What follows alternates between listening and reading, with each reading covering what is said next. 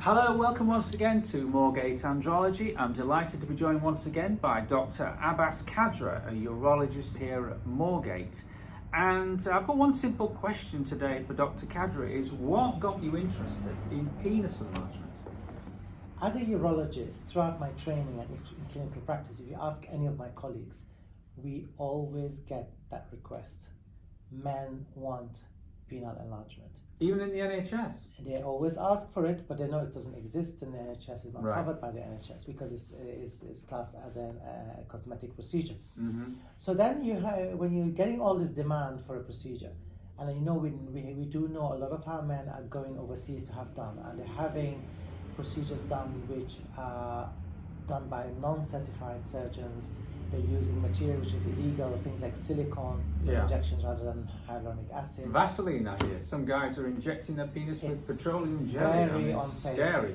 I remember really when I was trained, doing my fellowship at University College Hospital, we had to deal with the complications of this. So rather than subjecting these guys to such places, it got me researching the whole thing. And 4 years ago, I did a trial using fillers, which is a formal trial looking at with a particular company. Mm-hmm. And then I was encouraged to do that because 10 years back our Korean colleagues were using the fillers for the glans penis.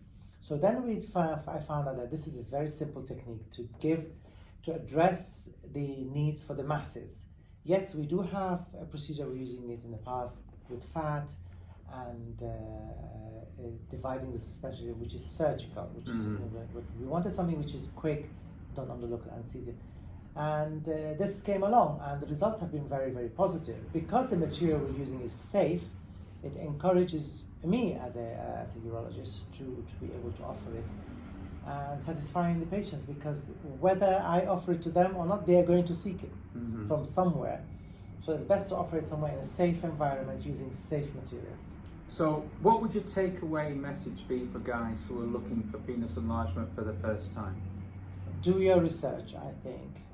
Just check where you're going. Certainly if you want to go overseas, I don't encourage it because you don't have the follow-up that you'll get doing it locally. You don't know who the surgeon is, you don't know what his background is, you don't know what his complications rate is, you don't know what material he's going to use. Certainly in the UK, we're governed by the materials we use. They have to be approved materials. It's not something you can just buy and bring it along. It has to be a legal material. So and certainly the follow-up we have here is exceptional. You know, the patients will not just be neglected, and they will be followed up, and they will be able to contact the surgeon directly again, any queries they have, and any potential complications can be sorted out. Why do you think it's a good idea that patients see a urologist? Why should they seek a urologist for penis enlargement, do you think? I would probably be biased about this because in our training as urologists, we do a lot of penile surgery. So we're used to dealing with the tissue. Certainly as one who's done a subspecialty in andrology and penile reconstruction, I'm used to dealing with the skin layers of the penis. So you know where to inject. The anatomy. The anatomy is very, very common grounds to us compared to perhaps, say, a GP injecting. A general practitioner hasn't got the skill in operating, so they wouldn't be as confident as we would in doing that. Very good.